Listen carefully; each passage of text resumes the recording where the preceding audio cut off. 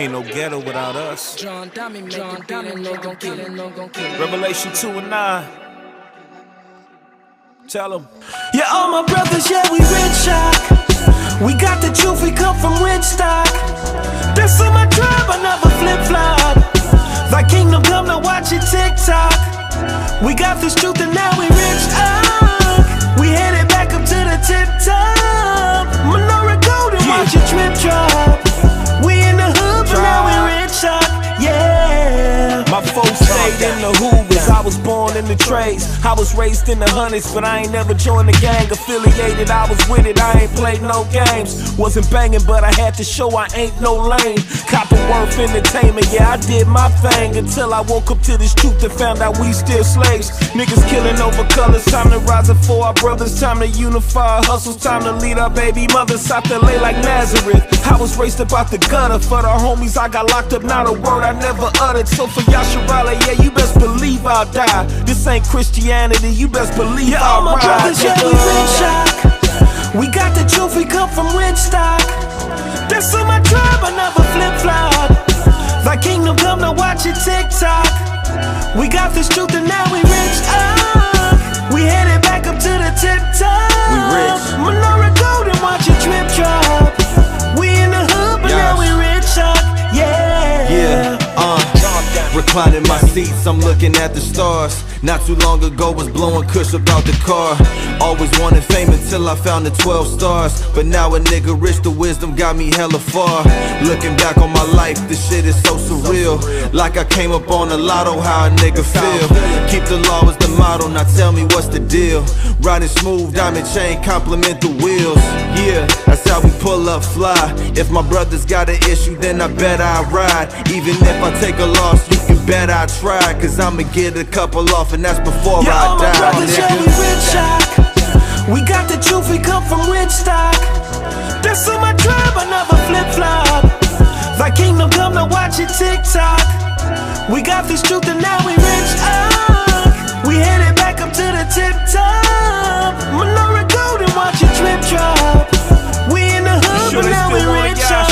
Yeah. It's so cold in these streets, I take the heat outside. I keep a sword like Cephas, just believe I might.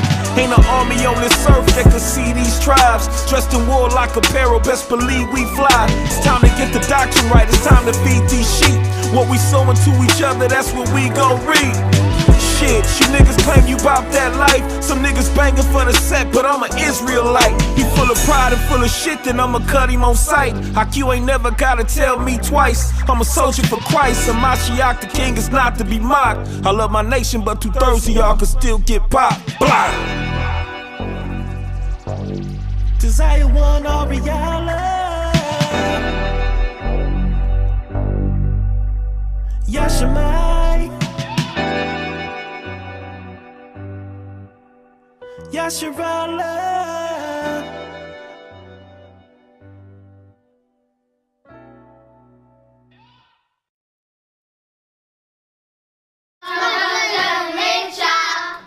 We got the truth, we come from rich stock. That's on my tribe, I never flip-flop. For kingdom come, now watch it TikTok. We got the truth and now we rich up. We heading back up to the TikTok. Menorah golden, watch it drip drop. We in the hood, but now we rich up. Yeah.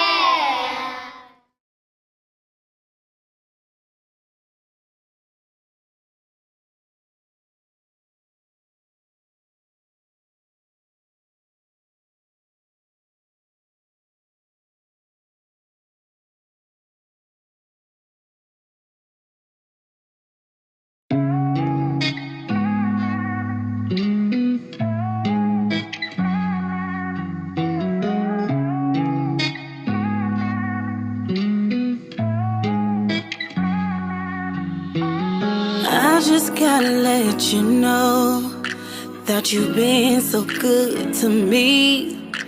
And I know that I can't do it by myself. I need your love so desperately.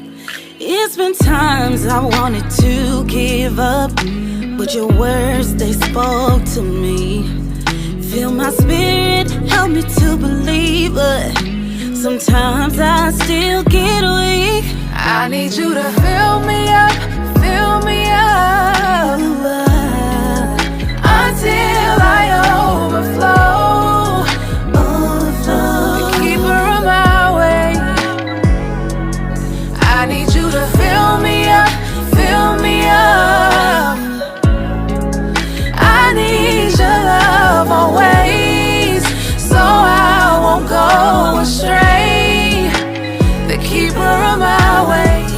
I know you know my thoughts, I know you know my flaws. Your love fills up every empty part of me that was hiding for so long. The love of my life, now I've evolved. I wanna be what you want, and by your strength I'll break down every wall. I need you to fill me up, fill me up, until I overflow, the keeper of my way, the keeper of my way. I need you to fill me up, fill me up. I need you, I need your love always, so I won't go astray, the keeper of my way. Can I get a witness? If you hear me say, if you feel me say, If you feel me, say yeah, yeah, yeah, yeah, yeah, yeah. Let me hear you say yeah, yeah, yeah, yeah, yeah, yeah. I need you to fill me up, fill me up, until I overflow, the keeper of my way, Keeper of my way. I need you to fill me up, fill me up. Lord, I need you. I need your love always, so I won't go astray, the keeper of my way.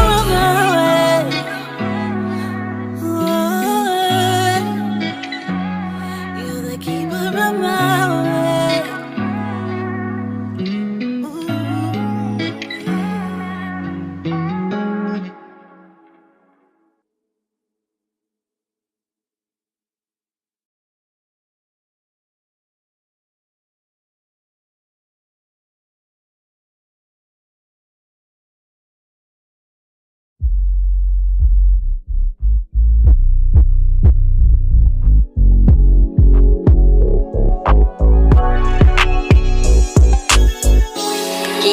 Not the yeah. Smooth shit. Yeah. Pull up, the block spinning. New ride and my girlfriend's master presidential inside. Yeah. Ray-Bans on my eyes. On my eyes. Weed and brews in charge. I don't know why they still be looking surprised. Add fuel to my fire, take it higher than they ever seen. My life a movie and I'm living out the best scenes. They call me cocky, in reality I'm confident. And every night we taking shots to our accomplishments. Cheers. A lot of food, put it on my plate. And baby pressing out to tell her to wait. She see the signs of the times and the world is so boring. I'd rather pull out the old schools and new foreigns. Tell me what you want, I'll tell you what you need. Them other niggas stuck, Bruce took the lead. I'm teaching on them streets that I used to run. And afterwards chilling with my Aki on. What's up? Jake's claiming that they own. And they crew is legit. Yeah. I see the things that they doing when they do it, but they don't do it like this. Not at all. Niggas say that they the bomb, and they really be lit. What? I see the things that they doing when they do it, but they don't do it like this. Straight game, money over fame. Put it in accounts, double the amount on some Oprah shit. On occasion we be toasting, and what I'm sipping now the same color as the ocean is. Ride slow with the beat up, sister got her feet up. Head wrap with a skirt on when we meet up. It's really a play, my vibe reading South Central LA. And yeah, we got it cracking from the streets to the bay. All praises to Yahweh when I kneel and I pray, knowing it's all good. I teach truth and spread light in the hood, doing exactly what we want, they only do what they could. Common sense is genius dressed in his working clothes. It's like I work and work more, y'all just working clothes. A lot of bad attitudes and some broken souls. The city of fallen angels, guess that's how it goes. Damn. Jake's claiming that they own. And they crew is legit. I bet. I see the things that they doing when they do it, but they don't do it like this. Niggas say that they the bomb, and they really be lit.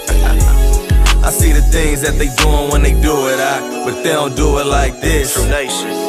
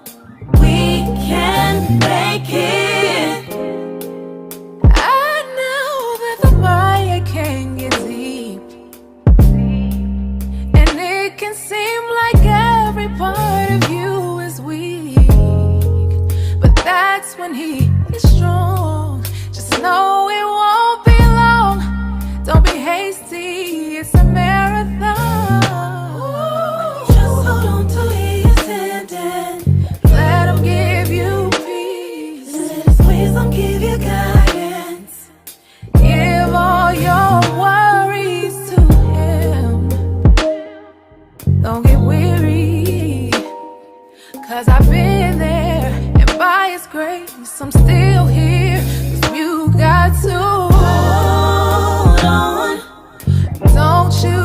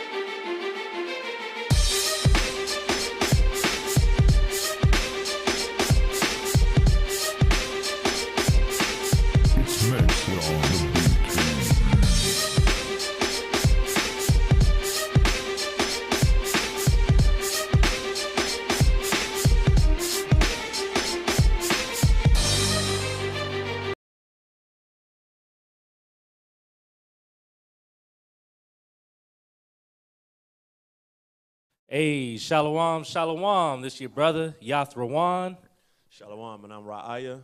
Khan, and today we going into Scientology. This should be a little bit of a fun lesson here, you know. Main takeaways I want you to, get from this is what to look for in like cult behavior. You know, once we get into Scientology, we'll come to understand that most people in the truth probably not dealing with this type of thing, but some you will be able to discern from this is how to recognize cult behavior, all right, and the various methods they use. So check this out. We got you got this thing right here. Go ahead and read off these basics about Scientology. This is a pretty good book right here, right? Rowe's Book of Bible Charts, Maps, and Timelines. Leave that up for you right there. That's a good basic understanding of a great multitude of things for you. So, yeah, go ahead and read that. All right. Scientology, the founder, founded by L. Ron Hubbard in 1954 in California. Major headquarter facilities in California and Florida. The writings, Dianetics, the modern science of mental health and others by Hubbard, The Way to Happiness.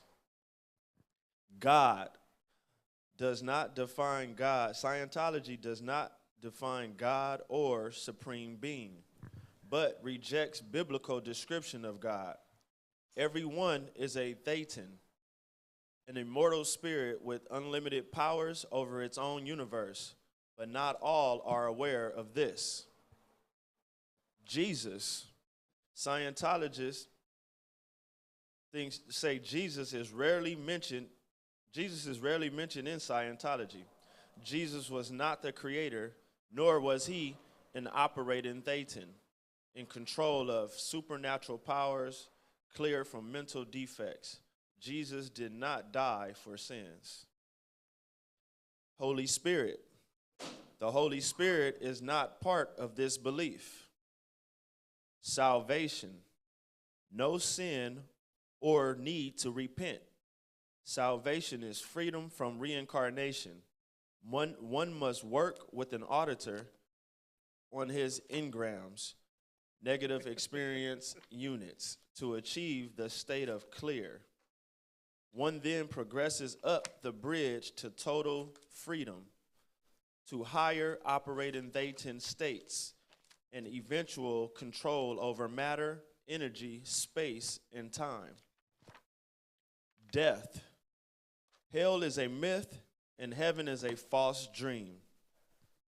Beliefs and others.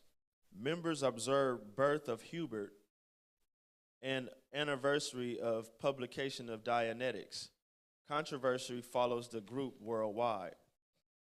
Time Magazine and Reader's Digest have published damaging exposes. That's good right there. So hopefully that gave you like the bare minimum basics, right? So first thing, that dude who founded it, he literally created it, right? L. Ron Hubbard or Hubbard, right? Back in the 1950s, he created this. So just a little about him. He was most of his career was as a science fiction writer, all right? So understand he's an imaginative guy. He spent most of his time writing books about dragons, wizards, and aliens from space. So, he's creative. We got that. He served a little bit, and he actually served in the Navy during World War II. So he has some experience there as well. After that, he wrote a book on mental health, like the brother just brought out, on Dianetics. This is a book on mental health, but psychology. It goes against the modern science of psychology and all that type of stuff. So it's very even though they're called Scientology, they're counter to essentially modern scientific practices in a sense. Can I read what it says on the computer, on the Google? Absolutely. What does Dianetic means?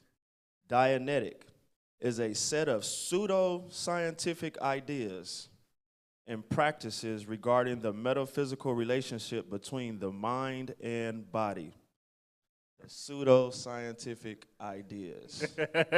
Pseudo-scientific, right? So pseudo means fake, in very simple terms, right? Appearing, having the appearance of a scientific idea, but not really being that. So regarding the metaphysical relationship between the mind and the body. So they believe in a soul, right?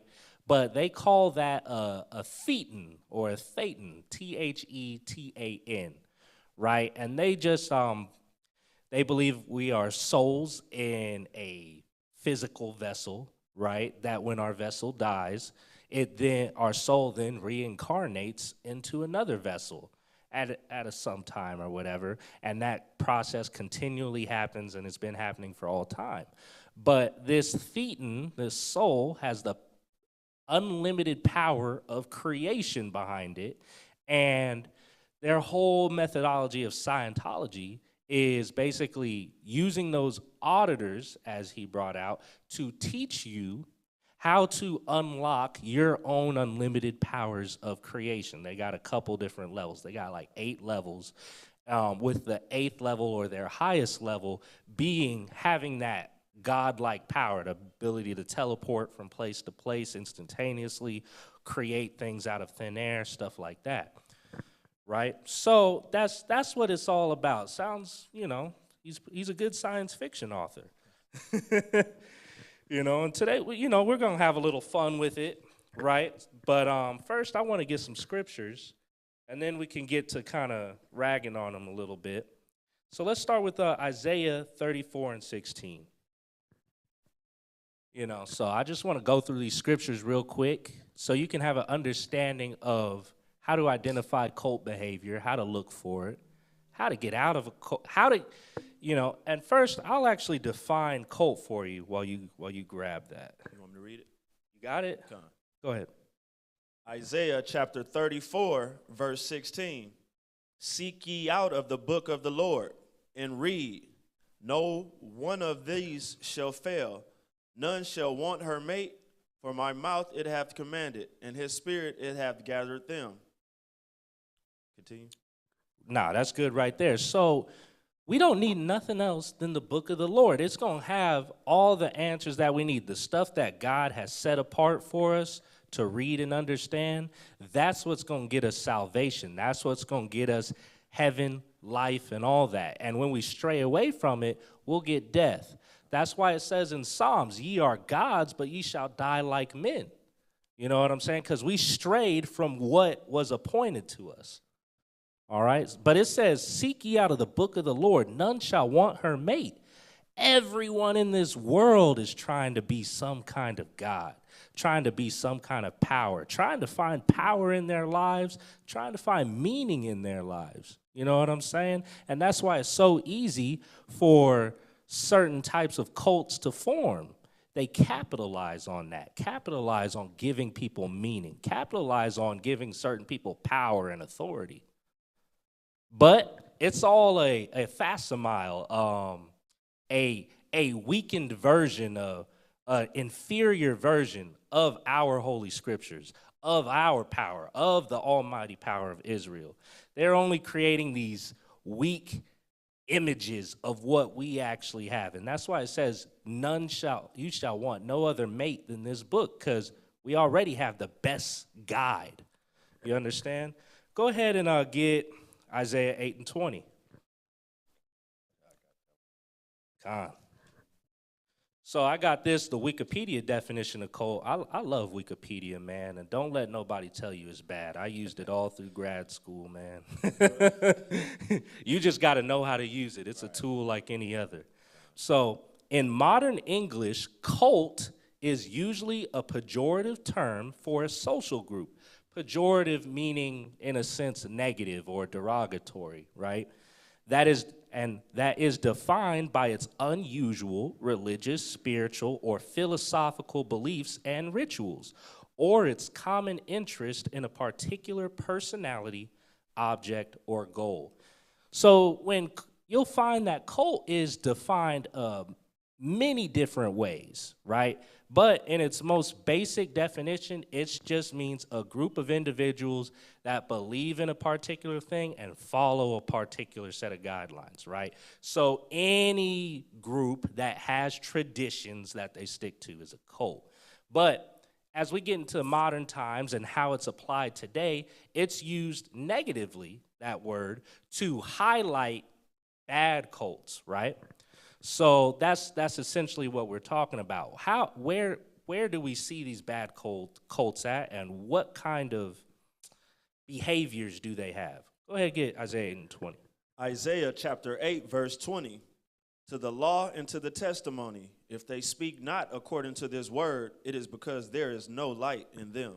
Number one right there, to the law and to the testimony, to our laws, statutes, and commandments, and to the testimonies of our prophets and who the world calls Jesus Christ, right? We've proved that the Bible, and many people have proved prophecies in the Bible of coming true. Many historians use the Bible as a credible source of history. So no matter what you say, there's billions of people out there who use the Bible one way or another as a foundation for their learning. So when it says if they don't speak to this law, to this testimony, there's no light within them, it means this is, and this book has been around for thousands of years, and it's been that influential across time. If your understanding on life is not based on this, you're in darkness. Your eyes are blinded. You're not going to be able to find your way. You're going to be lost, led astray, and easily manipulated. That light it's talking about is wisdom, knowledge, and understanding. If your foundation's not based on this word, there's no wisdom, knowledge, and understanding with you. If your foundation is not on loving your neighbor,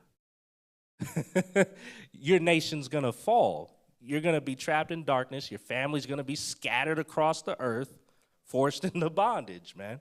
So let's get Jeremiah 3:23. Actually, get Jeremiah 3:1, right? Start right there. Jeremiah chapter 3, verse 1. They say, if a man put away his wife, and she go from him and become another man's, shall he return unto her again? Shall not that land be greatly polluted? But thou hast played the harlot with many lovers. Yet return again to me, saith the Lord. So the Lord's talking to the children of Israel, man, and we have done the Lord dirty, you know. And he oftentimes throughout the scriptures compares us to an adulterous woman. And no matter how many times he tries to set us right, tries to steer us in the proper directions, how many prophets he sends to us to tell us to come back, you know, we still go off. That's what he's saying right there. Drop down to verse 6. Verse 6. The Lord said also unto me in the days of Josiah the king, hast thou seen that which backsliding Israel have done? She is gone up upon every high mountain and under every green tree, and there have played the harlot. Can you imagine this? We go everywhere we can to get into idolatry. There, believe it or not, there was a time when when we were in a space where we weren't committing sins and we were perfectly righteous. All the way back to Adam, right? God set him up perfectly. But even saying, it says we would go into every high mountain. We would leave out of our perfect condition and go and find trouble to get into. You know what I'm saying? Where's the idolatry at? I'm trying to go over there. Oh, they serving Buddha? What's that about? You got these Arab guys, they bowing to a stone? What's that about? I'm trying to see what they on. You know, there's Kyrie Irving right now. And I applaud the brother for standing on his beliefs, you know what I'm saying, not letting them bully him too much. But some other things he said was he appreciates every walk of life. He's tried to understand and worship with all types of people. The man's going every which way he can to try and find what they got over there. what they got over there. You know, I love what they do. I love what they do. I love what everybody does. As long as you cool, I'm cool. You know, that's not what God would have us do. He would have us stay in where he appointed us to be, operate how he appointed us to operate, not go looking for trouble. But let's drop down to verse 23, and this is the point. Verse 23. Truly in vain is salvation hoped for from the hills and from the multitude of the mountains. You see how Israel tried to go to these hills and to these mountains and to these gardens where idolatry was at? It says, in vain is salvation hoped for from there. Salvation is not coming from any pagan grove. See, you got to understand, that's where the idolatry's at. Where do the witches and the druids and all these evil spirits do their magics? They find a secluded cave, or they find, this mountain. Look at fantasy movies. Look at it. You know what I'm saying? They find a cave to make their little pot spells and potions. They find a mountain, or you even got groves where they'll do their rituals. Think of, I got an excellent cult that just popped in my mind, the KKK. They dress in their wizard robes and they go in the woods and have their secret meetings. They might burn a cross out there. You know what I'm saying? In vain is salvation hoped for from all these places. You know what I'm saying? Read the rest of that.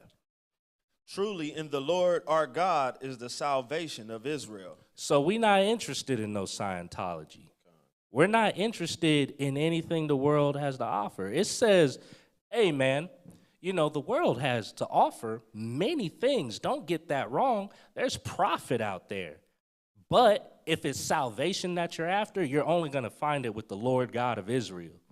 You know what I'm saying? So that's number one. When people join these cults, it's often under the illusion that they can achieve some version of heaven, some version of salvation. You know what I'm saying? Like people may be in a rough spot in life, may be depressed, may be lost, not know what to do. And here comes old cult leader like, I can give you happiness. I can promise you 72 virgins if you blow yourself up.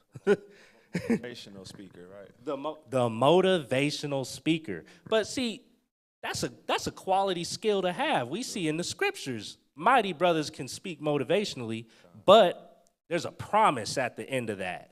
There's an agreement, a substance that you can touch at the end of that. That's what God promises us. Oftentimes with these cults, it's promise after promise after promise after promise that does not get fulfilled.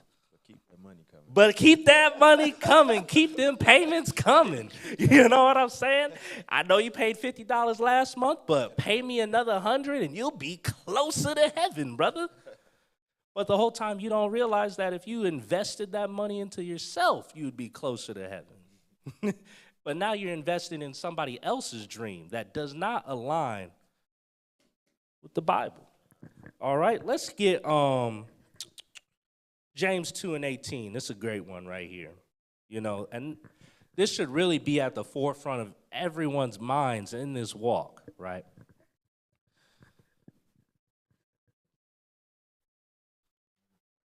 That means you use it. Yep, 2:18. Yes, sir. James chapter 2, verse 18. Yea, a man may say, thou hast faith, and I have works. Show me thy faith without thy works, and I will show thee my faith by my works. Faith without works is dead. But guess what? I'll show you my faith through my works. That's huge right there. Because what a lot of people get sold is a dream. What sways a lot of people is talk and babbling. You know what I'm saying? But faith is shown through your works. Indeed will your faith be known, right? So whenever we look at anything, in the truth, out the truth, you know, words are cool, but it's the deeds of people that show you who they align themselves with, what they follow, what they worship. And that's how you got to look at cults. They could spin you a dream, right? They could sell you some kind of idea, but look at their actions. Their actions are what's going to tell you, right? So that's what we have to look at. Let's hit Matthew chapter 12. Actually, Luke 6. I want Luke chapter 6. and get verse 43. 6 and 43. Yep. And then after this, I promise we'll get into a little Scientology. Luke chapter 6, verse 43. For a good tree bringeth not forth corrupt fruit, neither doeth a corrupt tree bringeth forth good fruit. Right. So, boom. You don't know what kind of tree you're dealing with metaphorically, right? Let's metaphorically view men and organizations as trees, right? You may not know what kind of tree this is right when you walk up to it. But what does it say? You'll know a tree by its fruit. Give it a little time and see if something grows and see what grows on that tree. Read the rest of that or the next verse. Verse 44. For every tree is known by his own fruit. For of thorns men do not gather figs, nor of a bramble bush gather they grapes. A good man out of the good treasure of his heart bringeth forth that which is good, and an evil man out of the evil treasures of his heart bringeth forth that which is evil. Exactly. So you want to know, you want to be able to judge between the evil and the good. Look at the end results that are being produced from a thing, right? Look at any organization. It doesn't matter what they say. We address that, right? And maybe you're looking at what they're doing and you're wondering, I don't know if this is good or bad. Look at the end result, and that will tell you right then and there. Is the United States good or bad? I see they say a lot of good stuff. I see, I see things happening, but what's the end result of them? Flint, Michigan still don't have water. But I seen today, we're sending Ukraine, Biden's trying to send Ukraine another $37 billion. You know what I judge from that? He don't care about us. That's the end result of it. And that's been proven time and time again. So the same way you got to look at all these cults. So let's look at Scientology a little bit, right? Got some fun stuff for you. Let's start with, the most important part, Jesus in Scientology. So go ahead, read this first paragraph.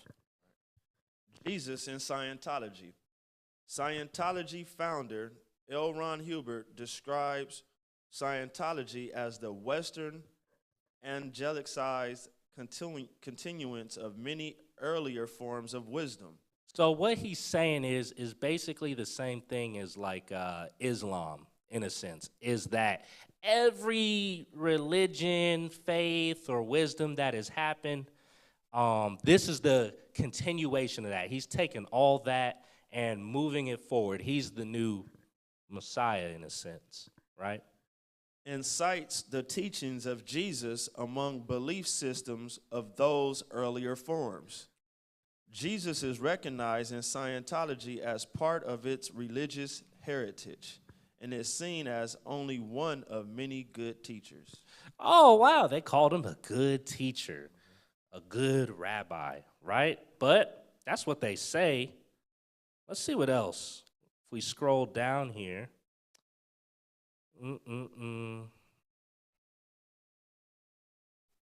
All right, so remember, Hubbard is the guy who created Scientology. So just read this paragraph.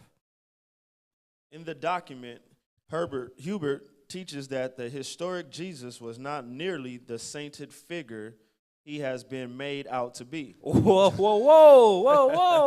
They said he was a good teacher. They said, oh yeah, Jesus, that's a part of our heritage, our that, we come from that. We're utilizing his teachings. But now he's saying he's not the so-called saint you think he is. Keep going. In addition to being a lover of young boys and men. Chill. Okay. All right. He just 0 to 100. 0. What's the worst accusation you could put on somebody? Hey, you know that dude Jesus? He touched little boys. Mm-hmm. That's craziness. Right. That's craziness. Right then and there, you can see that these people are backtrackers. They're deceivers. They're saying whatever it is to get people on. This so-called religion is not about doing right or making people's lives better, as so they would tell you. Right here, you could easily see, just by him flip-flopping his opinion on Jesus, whatever's convenient, is to get more people in. You know, you wanna get Christians to pay the fee. You tell them, well, we cool with Christians. You wanna get atheists to pay your fee for your classes. Hey, you know, that guy Jesus, he wasn't all he made out to be. Word, I'm in. Everybody think you on some kind of level, and now they want to follow you. You know what I'm saying? Go ahead, finish that out. In addition to being a lover of young boys and men, he was given to uncontrollable bursts of temper and hatred. Hatred. Now that's something I've never heard, is that, you know, in the world they'll tell you that Jesus Christ was this all-loving guy. But here come Hubert, science fiction author, and he's got the new spin on it, and he is like, well, no, he is not all loving. He was actually one of the most hateful boy touchers in the world. Come on, man. But when do we see them talk about their people like this? Exactly. Bring that out. Like, for real, like, just thinking about them talking about any of their people of the past. Right. When did they, slaughter them like that in words? But they easily do that to Yahweh Shai. They'll And they easily do it do in the that to him. Talmud as well. It's talking about how he was burned in Yeah. semen, And- or and yeah, in the- feces in hell. Like, Mm-hmm. In the Talmud, it goes through like 3 different things. Yeah. He was boiled in feces, semen. I don't know the last one, maybe blood, but But when do they talk about their people? he is like the that? most disrespected person of all time. Come. You know what I'm saying? But yeah, they sure won't talk about their own people like this. It's almost like they, in their most inner parts, they know. You know what I'm saying? But it just goes to show you that when you look up the word devil, it means deceiver. You know what I'm saying? So when you're trying to figure out who the devils are, what does Christ say? Look at their fruits. Look at the end results. You know, in a simple Google search, we caught them in a lie. Not just a little white lie, they so call it, but this is his core doctrine. Jesus was a good teacher, a part of our cultural, our heritage of our faith. And he was also not a saint, a boy toucher, and a hateful man. Come on. Who's the devil here? It's the double talker, the hypocrite. All right? Continuing on, Hubert mentions the book of Revelations and its prophecy of a time when an arch enemy of Christ, referred to as the Antichrist, will reign. He's going into Revelations. He's going to give us a prophetical breakdown. You know what the scriptures say? It says if God send us a prophet, he tells us how to know if the prophet's of him. Well, it says, see what the prophet says, and if the thing does not come true, well, you know that prophet's not of God. Well, let's see what Hubert has to say, right? According to Hubert, the Antichrist represents the forces of Lucifer. Hubert writes, my mission could be said to fulfill the biblical promise represented by his brief Antichrist period. Wait a second. Can you say that again? My mission could be said to fulfill the biblical promise represented by this brief Antichrist period. Hubert said he himself is the Antichrist.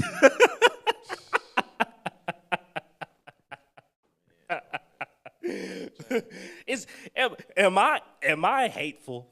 Am I anti-Semitic? Whatever word you want to say for calling him a white devil? Or did he call himself a white devil? The forces of Lucifer. He said he's gonna fulfill the forces of Lucifer coming against Christ. You know, just in this alone, he said a couple things that are like, bruh. So I gotta look sideways at all the people that join this kind of movement, right? That one, I don't know what's worse.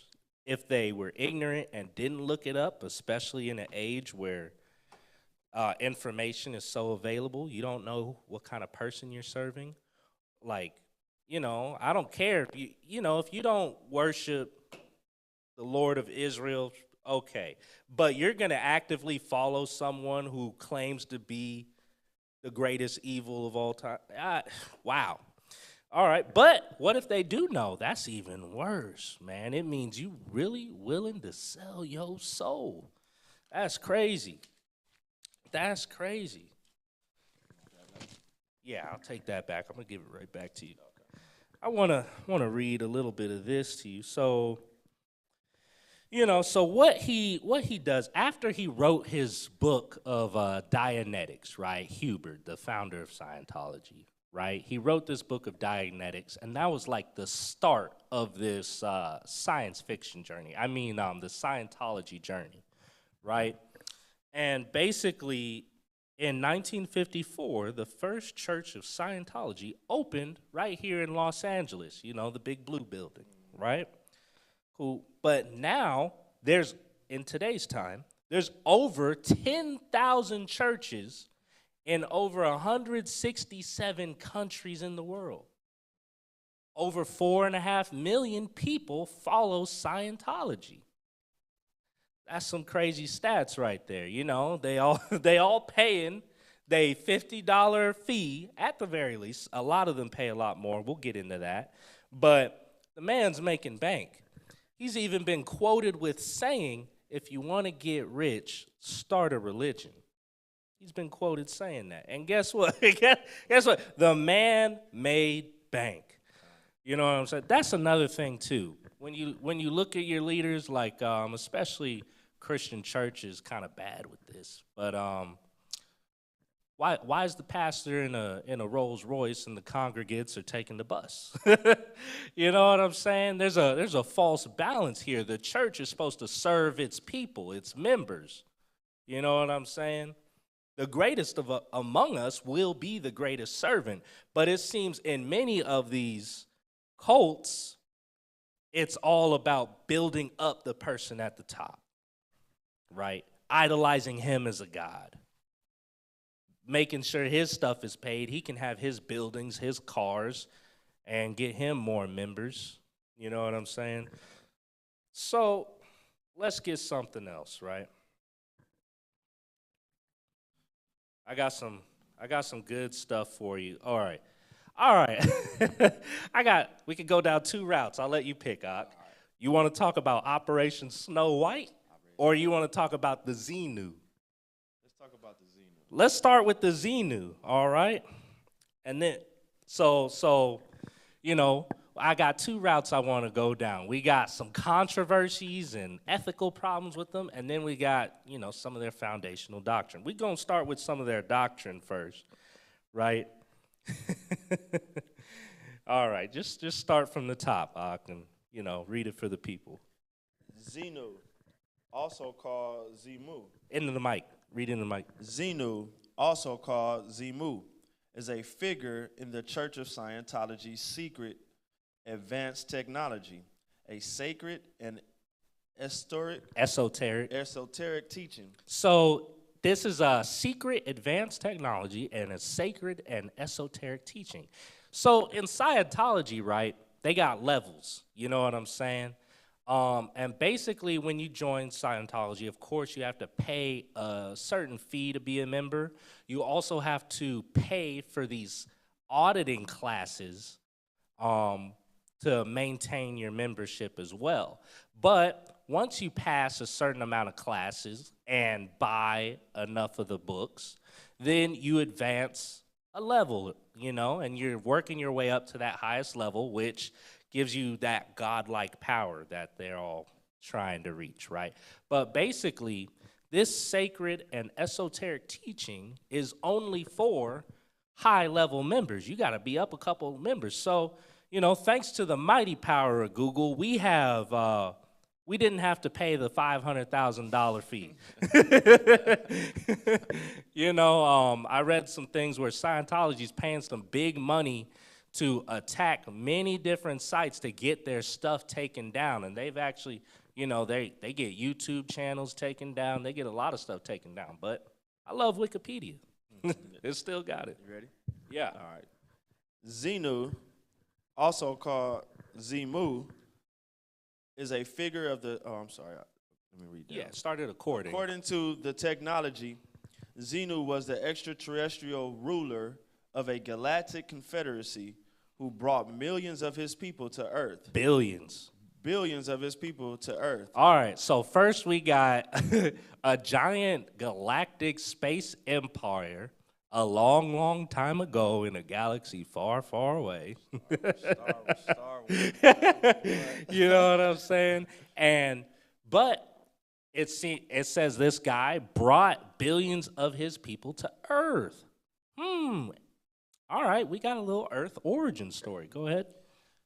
In DC-8, in DC-8 like spacecraft, 75 million years ago, stacked them around volcanoes and killed them with hydrogen bombs. Wow. So basically it's saying 75 million years ago, a hyper advanced alien society came to Earth and genocided and used the Earth to genocide billions of its own people with hydrogen weapons, which are nuclear weapons, right?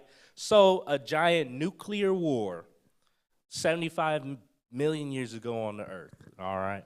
Official Scientology scriptures hold that the Thetans, immortal spirits of these aliens, adhere to humans, causing spiritual harm. So let's explain that. This is a core teaching for them. So the Thetan is your soul, right? That's supposed to be your soul. So basically, when all these beings were genocided, you know, your spirit is this immortal thing. So when their flesh was destroyed, per the doctrine of Scientology, they got reincarnated and their spirits went into bodies on Earth, thus becoming humans, right?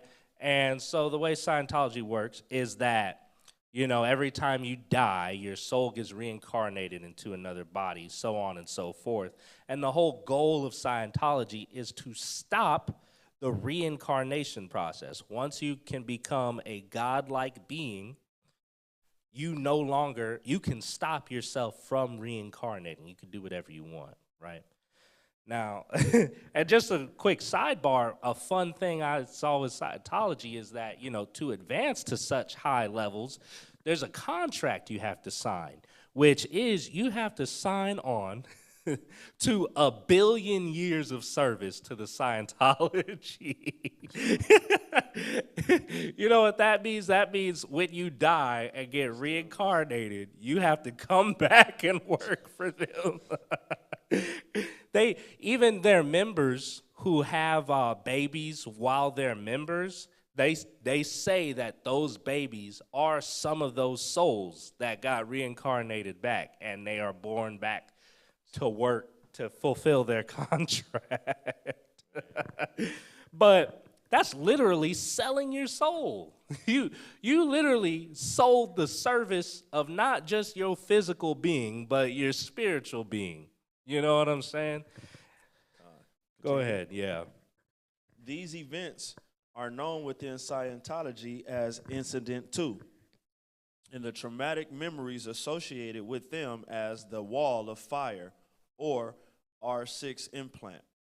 The narrative of Xenu is part of Scientology's teachings about extraterrestrial civilizations and alien interventions in earthly events, collectively described as space opera by Ron Hubbard.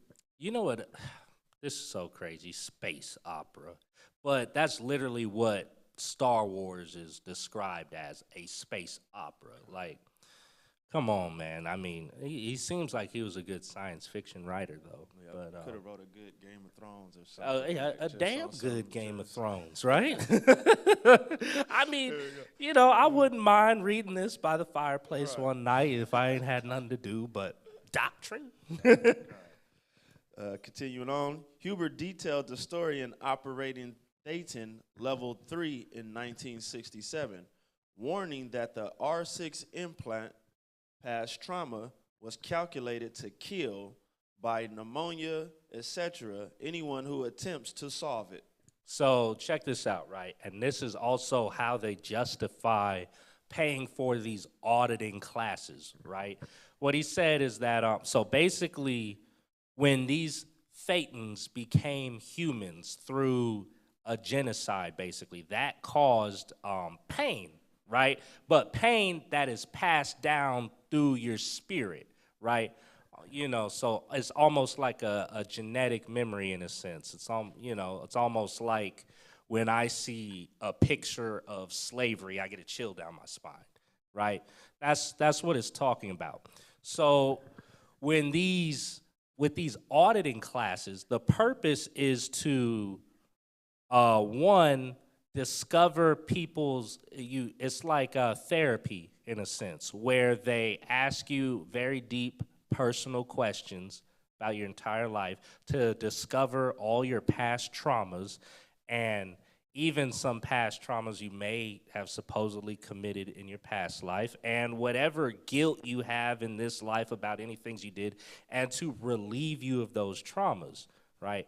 And supposedly once you can get all of that pain and trauma off of your soul, that is when you progress to a higher level because you're freed from that shackle of pain, right? So, two things, right?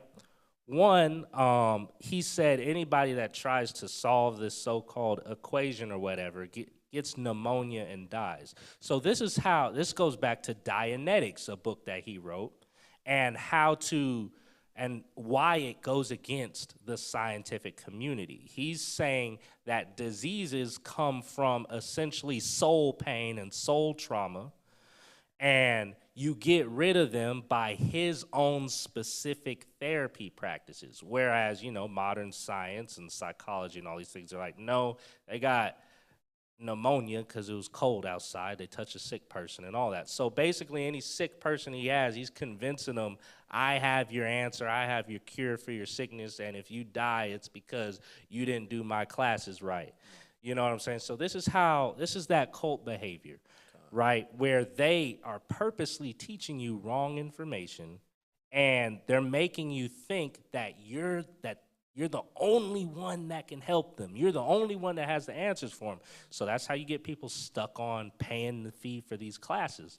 Number two, if you caught this, you're a smart person, but you have to tell them the deepest, darkest parts of yourself. Now they have leverage on you. They got leverage on you. So if you notice in today's society, many celebrities are in Scientology.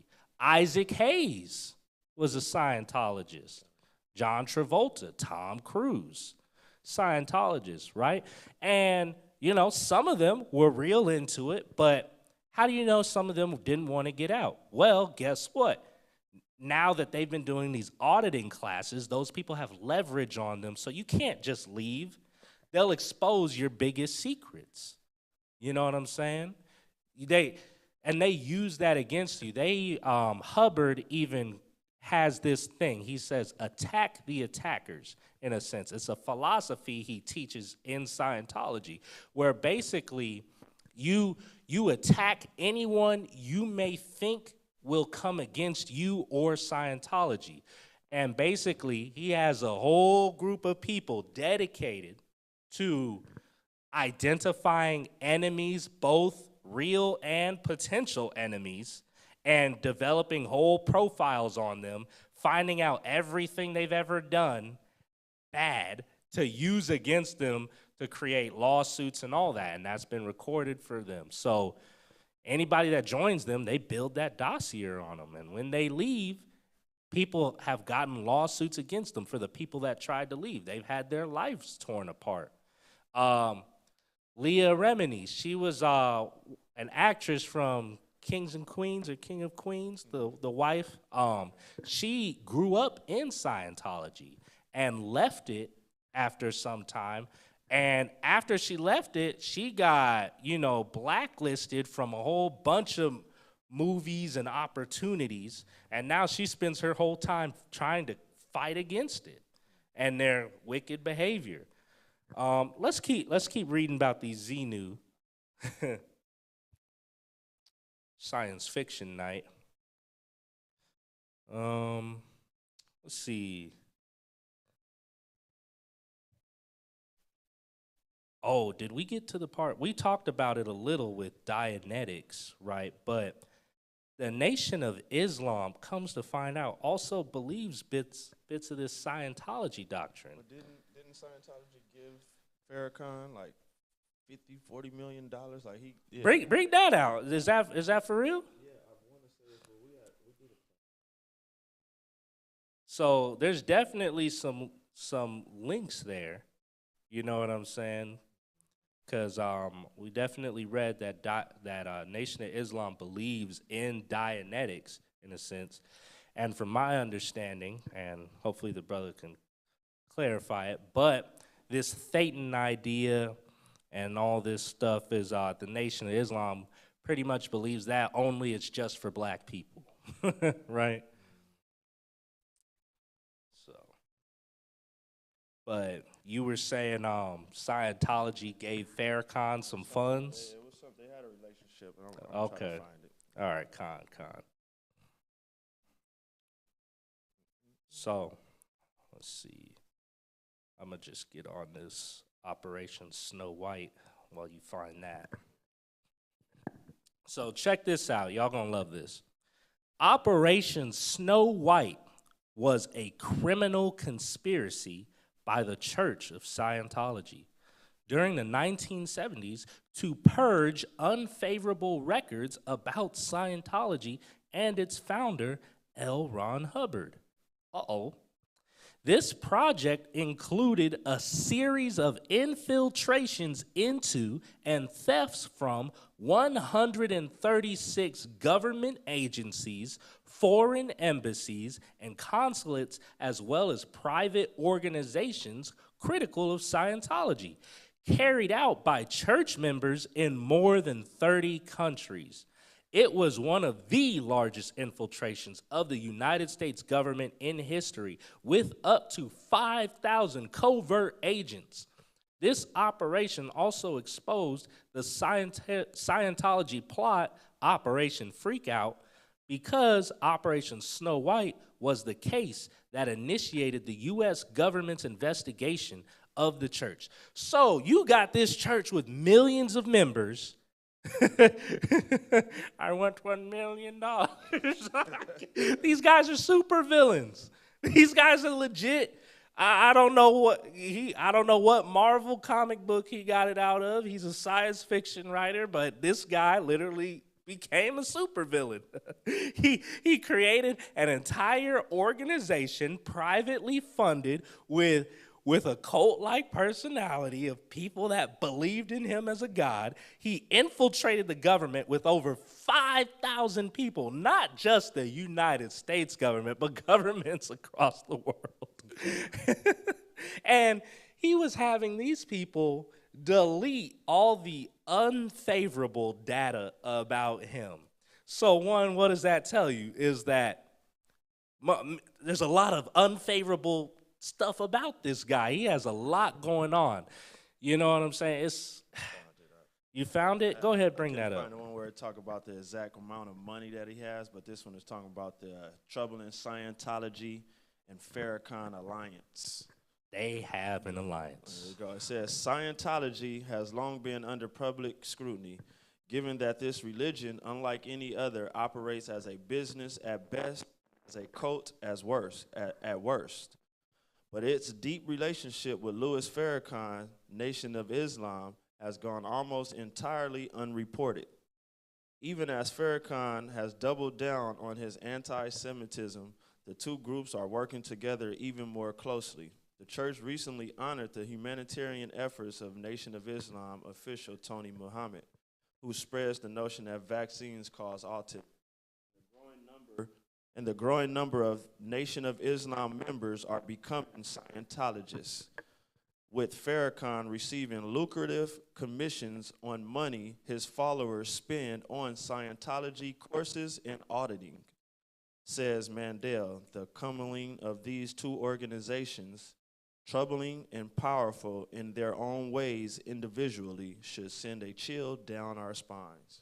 So we've got a supervillain-like organization that also has an alliance with another supervillain-like organization.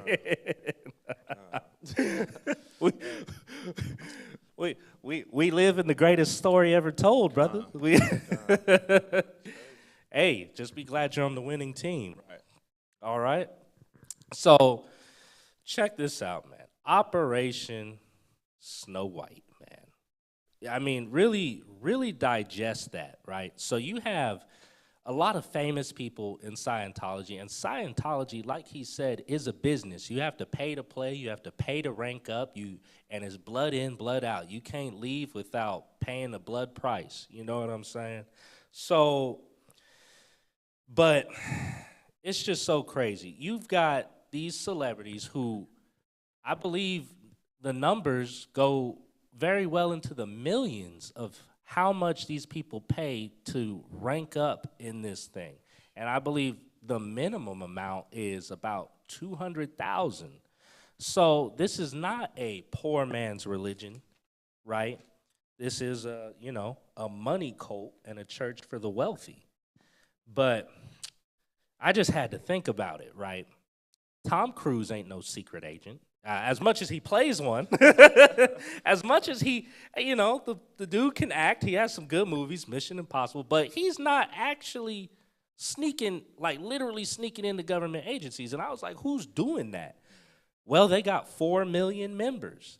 He's literally, the person in charge of the Scientology are literally recruiting these little people, and they can't pay off. They can't, they suddenly get into all this, they need this money for these courses and all that.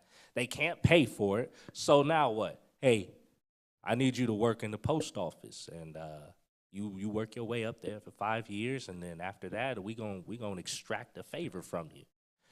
Or I need you to go, we're gonna send you to college, and then you're gonna go work in this government lab. And after some time, we're gonna extract a favor for you. Imagine doing that about 5,000 times. And suddenly, you have a legit sleeper cell, a legit conspiracy about these people. Like, you could shut some stuff down with that. When I was working in a government lab, and it was crazy how strict they are about their information. Like, even interns had a certain capability of exposing some volatile things. You know what I'm saying? So how much more so dangerous is it if you got over 5,000 people infiltrating? This is crazy. This is crazy. I mean, Edward Snowden, with his leak, that was one man caused that much trouble. When I tell you these people are some real deal supervillains, man, it's like that. Let's see what else we can get. Yeah, so go ahead and read some of the stuff they got into so we can understand the spy level stuff they had. Okay. Under this program, Scientology operatives committed infiltration, wiretapping, and theft of documents in government offices, most notably those of the U.S. Internal Revenue Service. The IRS. That brings me to my next point, man.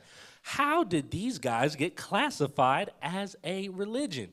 Well, as the honorable minister Hubbard, as he says, the best way to make money is by creating a religion, right?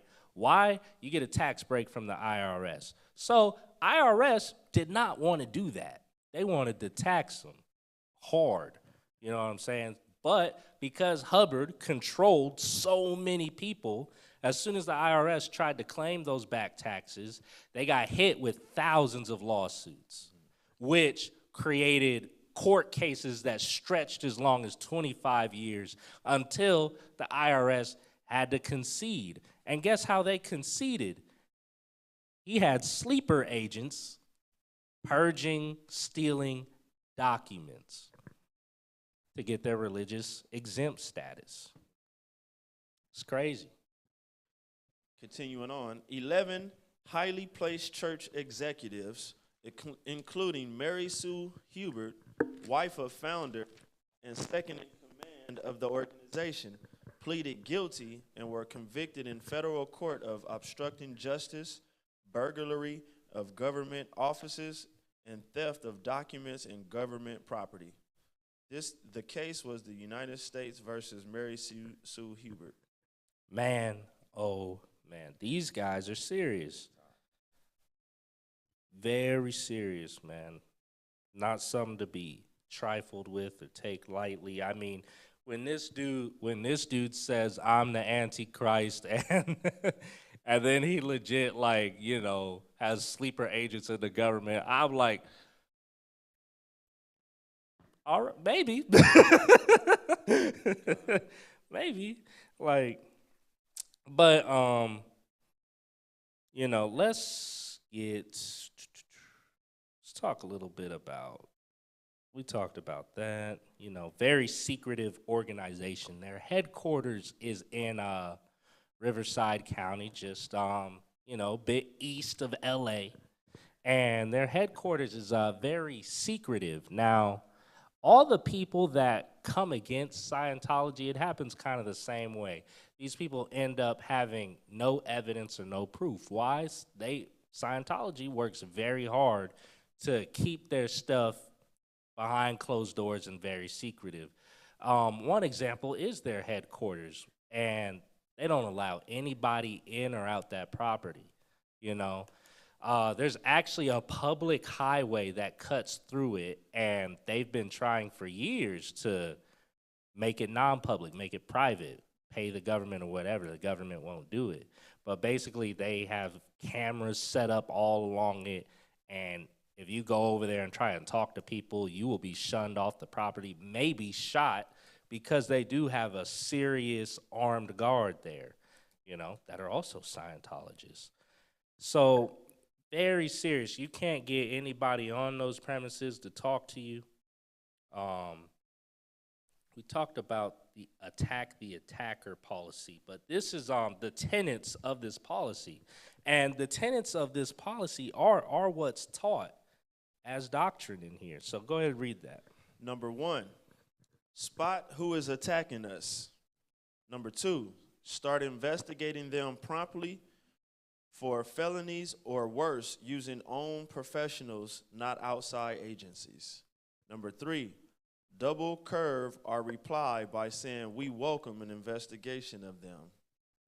Number 4, start feeding lurid blood, sex, crime, actual evidence on the attackers to the press. Don't ever tamely submit to an investigation of us. Make it rough on attackers all the way. You can get reasonable about it or lose. Sure, we break no laws. Sure, we have nothing to hide. But attackers are simply an anti-Scientology propaganda agency, so far as we are concerned. Basically, what Hubbard, see, this is not about how to prove your innocence. This is about how to just make it so difficult to come against you that nobody feels like it, right? They're building files on anybody they think would come against them, and just finding the most wicked stuff they can find about them so that they could have dirt on anybody, right? Is that all of it? No.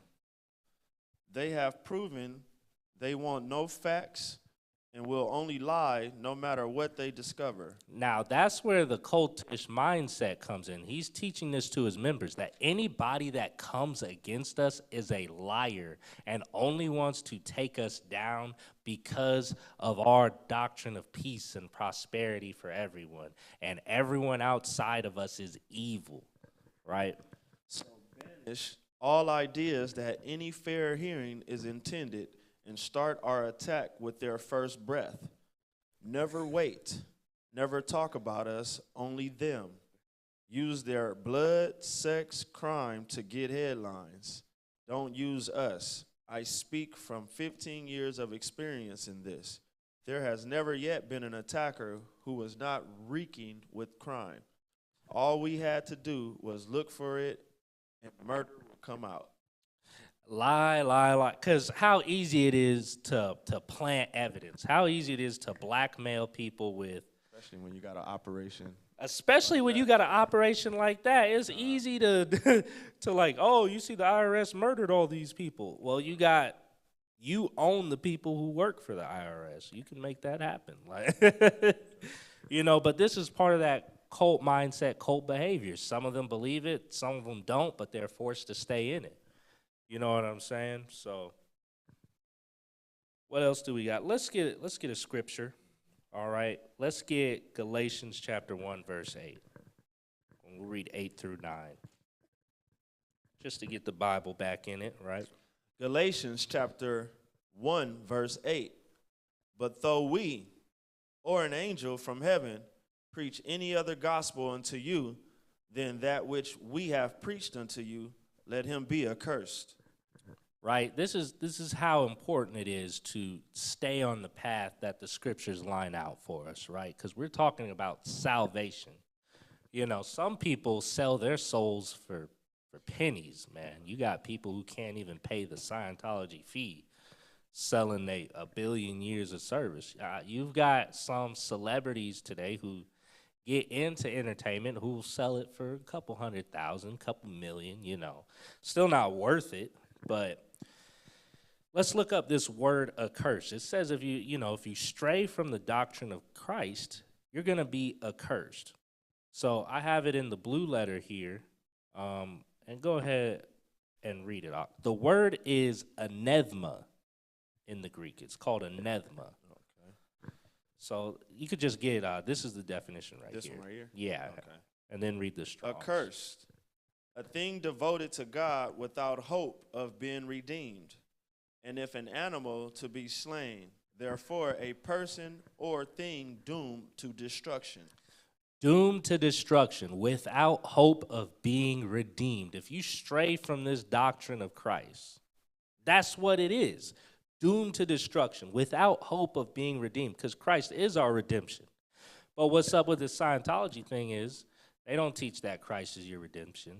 They pervert the doctrine of Christ by putting all kinds of slander on him. And then they're teaching this crap about you can become your own God. Doesn't matter where you come from. If you pay me enough money and do enough work for me, I could teach you how to elevate to godhood, even though I myself am not a god. You know what I'm saying? Yeah, hit the Strong's definition too. Strong's definition, a religious band or concretely excommunicated thing or person. An excommunicated thing or person. That's what an anathema is. You've been completely severed from the church, cut off, as it would say in the Old Testament, right? Con.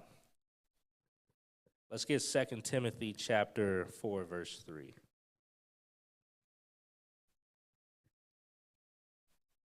Second Timothy chapter 4, verse 3.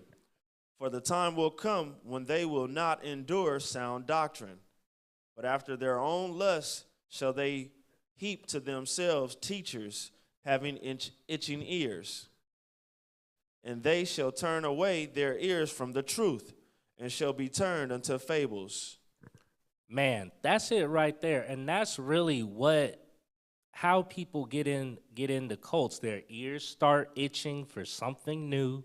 You know, they don't want to endure what they've been taught, because it says you have to endure sound doctrine. It's no secret that after a while, sometimes you get in a mind state where you're going through the motions, right? Where you feel like the days are starting to blur together. You know what I'm saying? So you get itching ears. You hear something new. You're like, ooh, what's that? Hey, brother, shall we go to the mountain over there, or the cave over here, the hill over here? I heard there's some forbidden secret knowledge there. They're talking about thetans. What's a thetan? Oh, I want to understand. These are the itching ears. I see Nation of Islam. What makes them different from other Muslims? I want to understand. I want to talk to Farrakhan. I want to see what he knows, get his wisdom. These are the itching ears when you can't even endure your own doctrine, the doctrine of Christ, right? And that's really the thing too. When you're not in the work, when you're not busy building, putting in your brick, building others up, it's easy to start feeling like I'm just here, nothing's happening. What do I do if I feel, you go back to feeling lost, right? But why do you feel lost? Because your faith without work is dead. That's why you're feeling lost. Your faith is dwindled because your works have dwindled. And then your ears start itching for something new. Maybe it'll give you that spark back. But as it says, read that last part again. Verse 4. And they shall turn away their ears from the truth, and shall be turned unto fables. And shall be turned unto fables, shall be turned unto science fiction. You know what I'm saying? Unto things that really beforehand wouldn't have made sense. They still don't make sense, but because you're bored, now you're turned unto these fables. Now you're more interested in Black Panther and Wakanda than Jerusalem. You, instead of taking the kingdom, you want to live in Wakanda. You know what I'm saying? Like, that's the problem. Fables are exactly what they are. They're fables. They're fun stories for a Saturday night little thing. They are not for doctrine. They are not for you to wrap your life around.